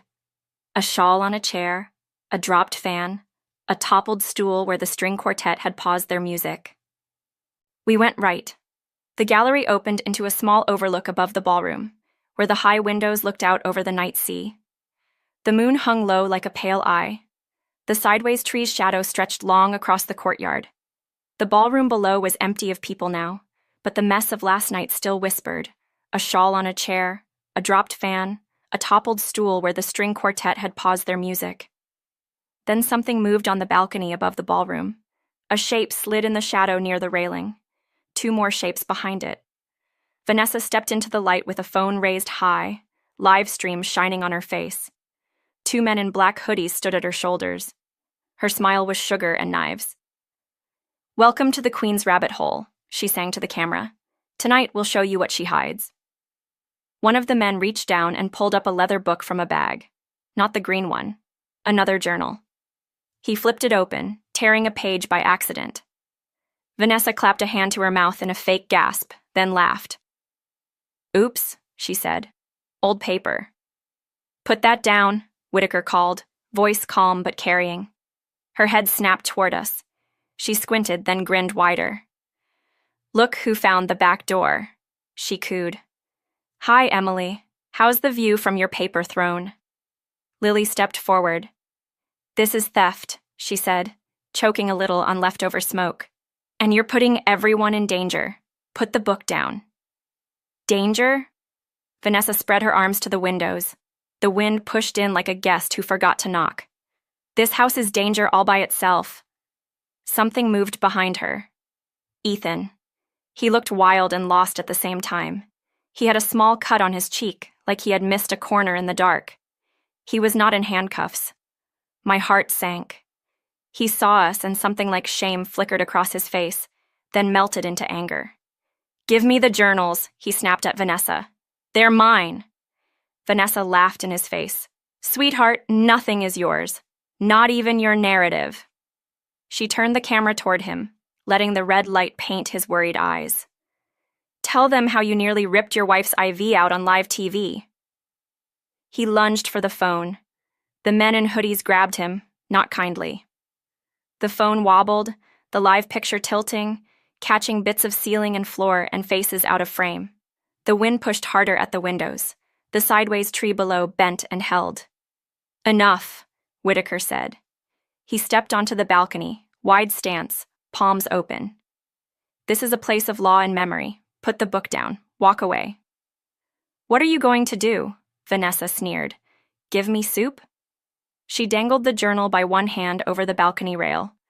Or cry about kindness until it flies back to your lap. Vanessa, I said softly, you don't have to be this person. Her eyes flashed. For a second, the smile fell off her face, and I saw a tired girl who had learned to turn hunger into a brand. Then the mask slammed back down. Oh, I do, she said lightly. It pays better. A surge of wind hit the glass with a deep ocean belly sound. The high windows hummed. A fine crack spidered across one pane like a white hair. The men in hoodies jerked back a step without meaning to. Vanessa's hand wobbled. The journal slipped a little. Don't, Lily cried. Ethan did a thing I did not expect. He grabbed the other end of the book to steady it. For a heartbeat, we were all in the same shape. People holding something that mattered over an edge in a house that could hear us. The crack in the window widened. An alarm in the wall gave a low, sad note, like a horn in fog. Everyone step inside, Whitaker ordered. Now. Vanessa rolled her eyes. Drama. She tucked the phone under her chin, held the journal up like a trophy, and the broken window pane chose that exact second to give up. It did not explode. It sighed. The glass bowed and fell out in a single sheet, crashing down into a million tiny cubes on the ballroom floor. A scream rose from someone I couldn't see. The wind barged in, wild and cold, tearing at hair and clothes, trying to snatch the journal, the phone, the air in our lungs. The men in hoodies grabbed for the rail. Vanessa stumbled. The journal flew up, slapped against the wind, and tumbled. Ethan leaped, without thinking, without good sense, just the way a boy jumps after a hat in a storm. He caught the spine with his fingertips, teetered, lost his balance, and went over the rail chest first. He did not fall all the way. One hand caught the metal lip, the other gripped the book. His feet thrashed against the balcony face like a beetle on a wall. The wind pushed him sideways. The sideways tree bent, bent, bent. I rolled forward on instinct. Ethan, I shouted. He looked up, eyes pure animal panic. Emily, help! The hoodie men looked at each other, then at Vanessa. She froze, camera up, mouth open, eyes wide. For once, she did not smile. The wind pulled her hair across her face like strings. Hold me, Whitaker told Lily. He lay flat on the balcony and reached down, fingers spread. Ethan, give me your hand with the journal, he ordered. Let the paper go. The person comes first. Ethan stared at the book like it was a life jacket. His knuckles were white. If you drop you, Whitaker snapped, there will be no more books to hold. Ethan squeezed his eyes shut. The wind shoved again. His shoes scraped and slipped. He let out a sound I had never heard from him, a small, scared cry. Give me the book, I said, and the words came out like a mother's words, or a friend's. We will tell the truth the right way, I promise. His eyes opened. For the first time in a long time, I saw the boy inside the man. The one who had eaten pancakes under the sideways tree and said forever in a whisper that sounded like a prayer. His fingers loosened on the spine. He reached up with the book hand toward Whitaker's steady palm, and then a shape moved behind me, sharp and fast. A hard push hit the back of my wheelchair. My wheels popped over the threshold lip. The balcony floor slid under me like ice. The rail rushed at my knees, and the world tilted toward the open window and the storm. The world tilted. My stomach lurched as my wheelchair shot forward, the open window yawning like a hungry mouth in front of me. The cold wind slapped my face, and the sideways tree far below swayed as if reaching up to catch me. Emily! Lily screamed. Her hands grabbed at the chair, but the force of the push sent me skidding faster than her grip could hold. Whitaker twisted, one arm still stretched toward Ethan, the other reaching for me. Hold on! He barked. The rail came up in a blur. The metal slammed against my knees. The chair jolted hard, tilting forward. My breath caught. If not for the metal, I would already be flying into the night air. I clutched the armrest so tight my knuckles burned. My heart hammered. For a split second, the world froze. The salt in the air, the roaring sea below, Ethan dangling by one hand, the journal clutched in the other, and Vanessa's phone camera catching it all. Then Lily's scream cracked the moment open. "Whitaker, pull her back!" Whitaker lunged. His hand clamped around the back of my chair just as one wheel tipped over the edge. "Got you," he grunted, muscles straining. His face was red with effort. The hooded men hesitated, glancing between Ethan's slipping fingers and me. Vanessa shrieked at them, "Forget him! Film her! She's going over!" But they didn't. They rushed to Whitaker's side instead, grabbing the chair's frame, pulling me back from the edge. My chest heaved as the chair rolled to safety, wheels scraping the stone. I was shaking. I had been seconds from death. Lily collapsed onto her knees beside me, clutching my hand, tears streaking her cheeks. "Don't you ever do that again," she whispered fiercely, though it hadn't been my choice. Whitaker's voice was steel. "Who pushed her?" We all turned. Vanessa stood frozen, her phone still raised, but her eyes betrayed her. Wide, guilty, trembling. "You," Lily spat. "You pushed her." I just wanted her closer to the rail," Vanessa stammered. "For the shot." "Closer to the rail?" Whitaker thundered. "You nearly killed her!" The hooded men shifted uneasily. One lowered his hood, revealing a young man with tired eyes. He shook his head. "We didn't sign up for murder," he muttered. He tossed the phone to the floor, where it clattered and cracked. Vanessa's mouth fell open. "What are you doing? Pick it up. We're live." "No," he said. "Not anymore." Ethan's desperate cry cut through the moment. "Help me!" His grip on the rail was slipping, the journal weighing down his other hand, his shoes scraped, legs kicking wildly. "Emily, please!" The irony was cruel. The man who had abandoned me in a hospital bed, who had mocked my kindness, who had tried to rip my IV out, was now clinging to life by his fingertips, begging me for mercy. Whitaker looked at me. He would not decide for me. "Emily?" he asked quietly. "What do you want us to do?" The high moment sharpened into a blade. Everyone was watching. Lily, the hooded men, Vanessa, the sideways tree below, the house itself. I wheeled closer, slowly, until I could look down at Ethan. His eyes locked on mine, wide with terror. His face was streaked with sweat, his knuckles white. "Don't let me fall," he whispered. "You let me fall," I said softly. "In the hospital, in the marriage, in the life we promised each other." "I was stupid," he gasped, "blind. But I can change. Emily, I can—" "You can't," I interrupted. My voice was calm now, steady. "Because you never wanted to." The journal slipped in his grip. His eyes darted to it. "Take the book," he begged. "Save the truth. Save me." Whitaker crouched low, his hand outstretched again. "Give me the journal first," he ordered. "Then your hand. Both or nothing." Ethan's face twisted. For a long, awful moment, he hesitated, torn between saving himself or clinging to the lies he thought the book could erase. Finally, with a hoarse cry, he thrust the journal upward. Whitaker snatched it, tucking it safe under his arm. "Now!" Ethan screamed. "Pull me up!" Whitaker grabbed his wrist. The hooded man joined him, straining. Together they hauled Ethan upward, inch by inch, until at last he collapsed onto the balcony floor, gasping, clutching his chest like he had been underwater too long. The room was silent except for his ragged breaths and the wind howling through the shattered window. Then Vanessa broke the silence with a laugh. High, sharp, broken. "Look at you," she sneered at Ethan. "Begging like a child, saved by the wife you betrayed. Pathetic." Ethan lifted his head, eyes blazing. "Shut up." Vanessa's grin widened. "No, you shut up, because now the whole world knows what you are. A liar, a coward, a fraud, and soon—" She looked at me, her eyes glittering. "Soon they'll know what you are too, Emily. Once I tell them what's really inside those journals." I stared at her, my chest heavy with Marcus's words. "Carry it kindly." "No," I said softly.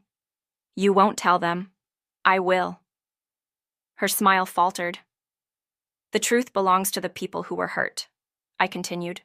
Not to you, not to Ethan, not even to me. I will meet them. I will carry this truth kindly, as Marcus asked. And when I do, your noise won't matter anymore. The sideways tree bent in the wind, its branches trembling but unbroken.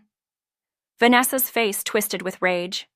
She lunged toward the fallen phone, but the hooded man stepped on it, grinding it under his boot. It's over, he told her flatly. She screamed. That was the quiet moment after the storm.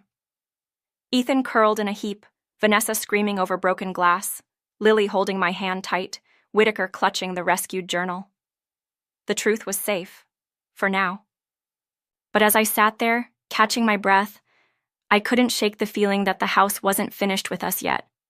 Marcus's words echoed in my head. The fourth family. I never found. The records were burned, the name lost in paper smoke. We had saved one journal, but dozens more still waited in the secret library. Dozens more stories, dozens more truths heavy as gold. And outside, on the cliff road leading to the mansion, headlights flickered in the fog. More people were coming, too many to be security. Whitaker saw them too. His jaw tightened. Emily, he said, this night isn't done. The storm was rising again. The headlights in the fog drew closer, winding up the cliff road like a string of fireflies. From the shattered window, I could see the glow multiplying. First 2 cars, then 3, then a long convoy snaking its way toward the mansion gates. Lily clutched my shoulder. Who is that? Whitaker narrowed his eyes, the journal still tucked firmly under his arm. Not police, he muttered. Too many, too fast. Ethan staggered to his feet, pale but furious. It's my people, he spat.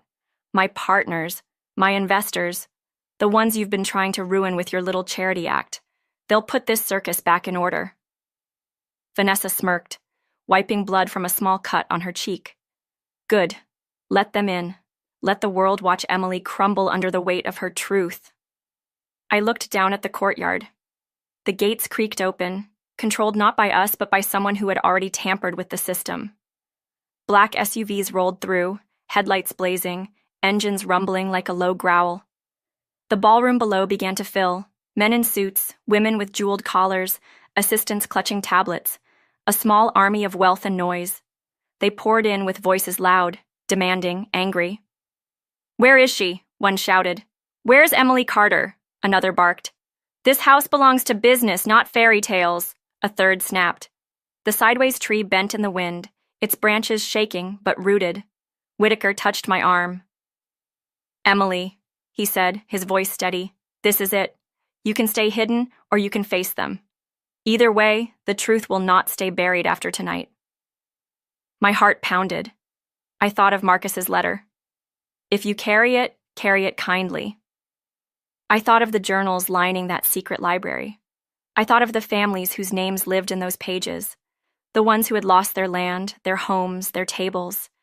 And I thought of Noah, asleep now in his hospital bed, his gold stars shining on my blanket, his grandmother Etta still waiting for someone to listen. I straightened in my chair. We faced them. The mansion's ballroom, once built for dances and champagne, now felt like a courtroom. The chandeliers burned bright, shadows clinging to the corners. The crowd buzzed with impatience. Cameras were already rolling, lenses like cold eyes. Whitaker wheeled me forward through the east corridor, Lily at my side, the 2 security officers flanking us. Ethan followed, his face tight with shame and anger. Vanessa trailed last, fixing her hair, eager for her moment. When we emerged onto the ballroom floor, the noise swelled. Gasps, shouts, questions flying like arrows.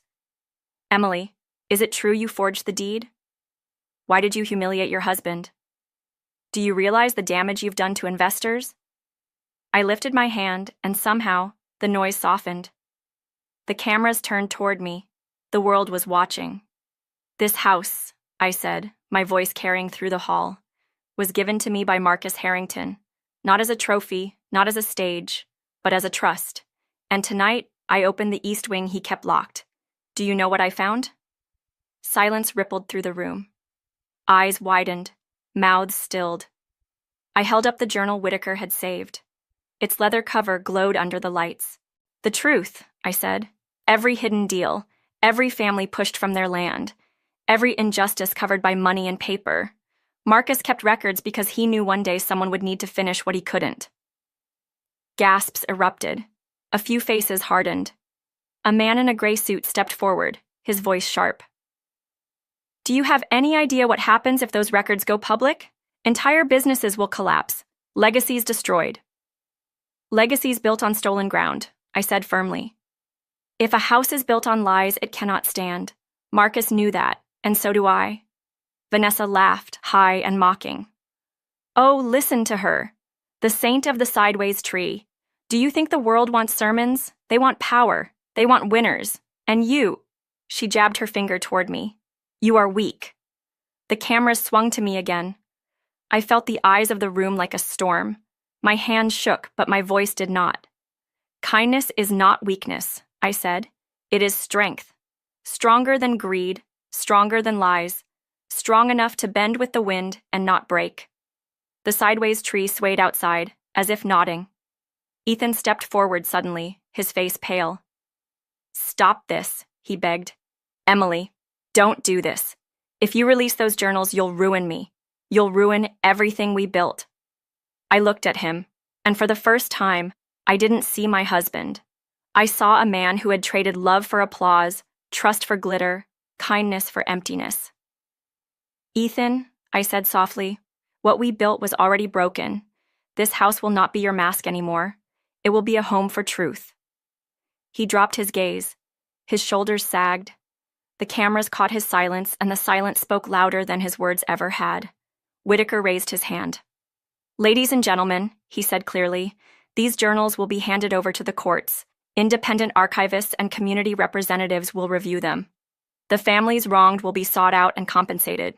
This mansion will become a place of reconciliation, not exploitation.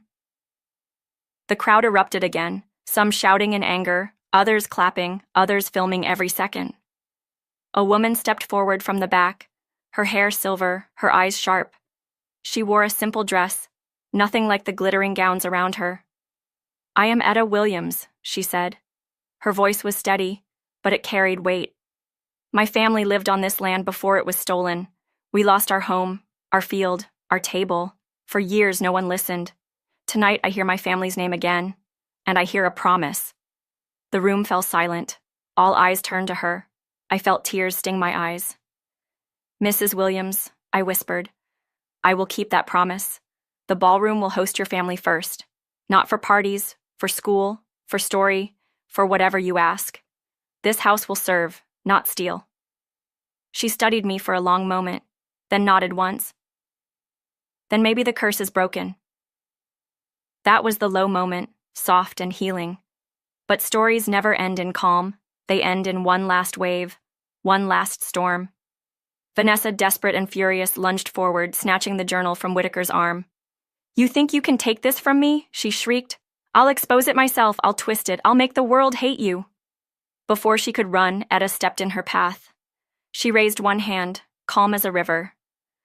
Child, she said, her voice low and commanding, this truth is not yours to twist. Put it down. Vanessa froze. For the first time, her mask cracked. She trembled, then dropped the journal to the floor. The sound of leather hitting marble echoed through the hall like a gavel. The crowd gasped. The cameras flashed. And the story turned. Days later, the headlines changed. Emily Carter turns mansion into truth house. Historic justice, families compensated after generations. From betrayal to beacon, the 600-mailer home with a new purpose.